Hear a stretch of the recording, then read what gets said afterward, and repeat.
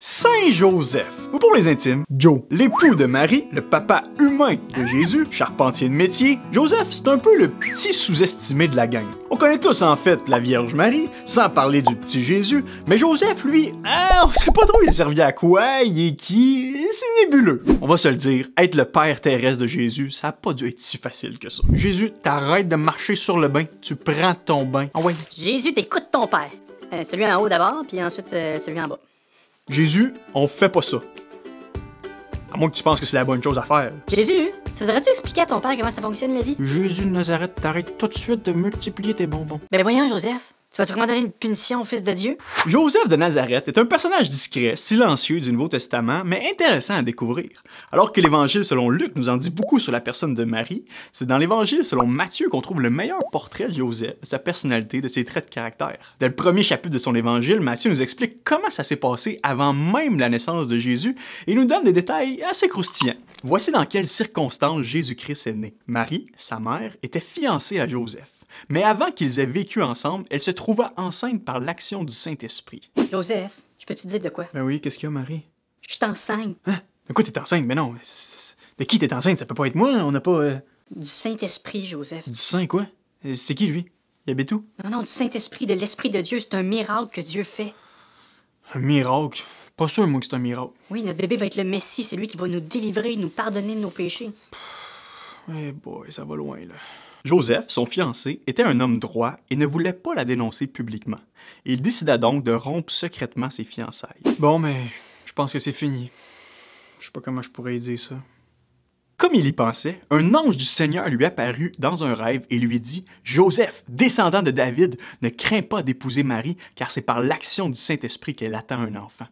Elle mettra au monde un fils que tu appelleras Jésus, car il sauvera son peuple de ses péchés. » Tout cela arriva afin que se réalise ce que le Seigneur avait dit par le prophète. La Vierge sera enceinte et mettra au monde un fils qu'on appellera Emmanuel, ce qui signifie « Dieu est avec nous ». Quand Joseph se réveilla, il agit comme l'ange du Seigneur le lui avait ordonné et prit Marie comme épouse. Mais il n'eut pas de relation avec elle jusqu'à ce qu'elle ait mis au monde son fils, que Joseph appela Jésus. Et taboy, on se créerait presque dans l'occupation double. Trahison, scandale, déception. Le moins qu'on peut se dire, c'est qu'on sent la tension chez notre cher Joseph. Marie, la fille qui aime et qui est sur le point de marier, lui apprend qu'elle est enceinte, mais qu'elle ne l'a pas trompée. Dieu serait intervenu miraculeusement en déclenchant un processus de grossesse en elle. Bon, je sais pas pourquoi, là, mais Joseph a de la misère à l'avaler, celle-là. Disons qu'il est pas sûr. Ça crée même un dilemme intérieur chez lui, là. Il sait pas comment gérer ce drame-là. Ce qu'il faut savoir, c'est que Marie et Joseph étaient fiancés à ce moment-là. Et les fiançailles à l'époque, c'était un petit peu plus sérieux qu'aujourd'hui. Avec l'accord des deux familles, les deux personnes étaient promises en mariage l'une à l'autre, mais elles devaient attendre une période allant jusqu'à 1 an avant de se marier, d'emménager ensemble et d'avoir leur première relation sexuelle.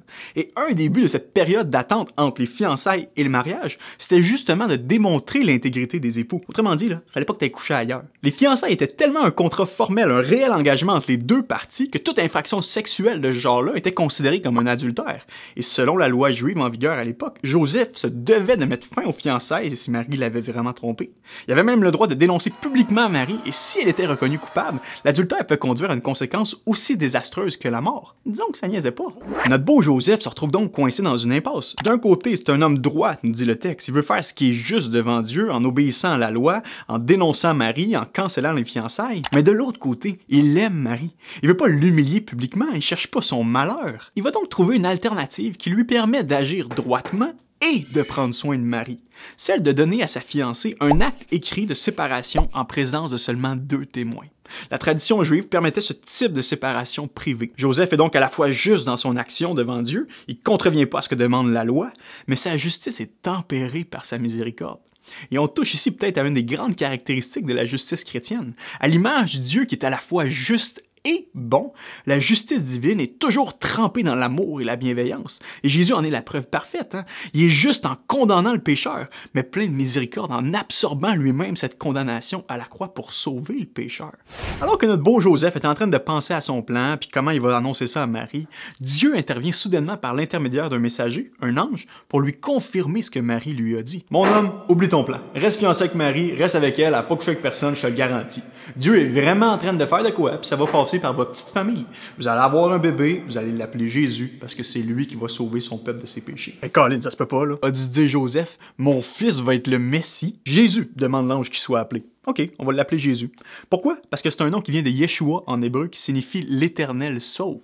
Effectivement, Jésus allait être le salut de Dieu en chair et en os, la réponse d'en haut à notre déchéance d'ici-bas, le baume divin à notre souffrance et notre chagrin, la justice parfaite offerte à l'humanité pécheresse. Dans une petite famille éloignée, paysanne, pauvre, vivant dans le nord de la Galilée, le dessein souverain de Dieu s'exécute. La Vierge sera enceinte et mettra au monde un fils qu'on appellera Emmanuel, Dieu avec nous. Cette prophétie avait été dite 700 ans plus tôt par le prophète Ésaïe et elle se réalise en Jésus. Et à l'époque, lorsque le prophète Ésaïe avait dit cette prophétie-là, c'était dans un temps de crise, d'instabilité. Alors que le roi Akaz était entouré d'ennemis, de menaces de guerre, Dieu envoie le prophète Ésaïe dire à ce roi, ça ne tiendra pas. Cette puissance humaine là, que tu vois autour de toi, elle va passer. Garde ta confiance en Dieu. Le roi Akaz se moque de cette invitation à la confiance en Dieu, mais Ésaïe réitère que Dieu lui-même va venir sauver son peuple de cette menace et le signe de cette victoire sera le suivant. Voici, la jeune fille sera enceinte et elle enfantera un fils. Elle lui donnera pour nom Emmanuel, Dieu avec nous. C'est exactement cette parole-là que Matthieu reprend 700 ans plus tard dans son évangile et il l'attribue directement à la naissance miraculeuse de Jésus. Jésus est le signe de la présence victorieuse de Dieu à nos côtés. Dieu est venu chez nous, incarné en la personne de Jésus-Christ, et cette présence était le premier signe de son amour, le premier signe de son salut qui s'en venait. Maintenant, la grande question, c'est de savoir comment tu vas accueillir ce message-là. Comme le roi Akaz ou comme Joseph? Parce que contrairement au roi Akaz qui s'est moqué de la parole de Dieu transmise par le prophète, Joseph, lui, a fait confiance à la parole de Dieu transmise par l'ange. Il a cru en Dieu, il a cru dans ce signe qui s'en venait dans le bedon de sa fiancée. Tellement qu'il n'a pas rompu avec Marie, il a bien pris soin d'elle jusqu'au jour où 9 mois plus tard, dans une humble étable à Bethléem, le petit Yeshua naîtrait. Ça y est, l'humanité venait d'entrer dans une ère nouvelle. Dieu avec nous, pour nous, maintenant et pour toujours.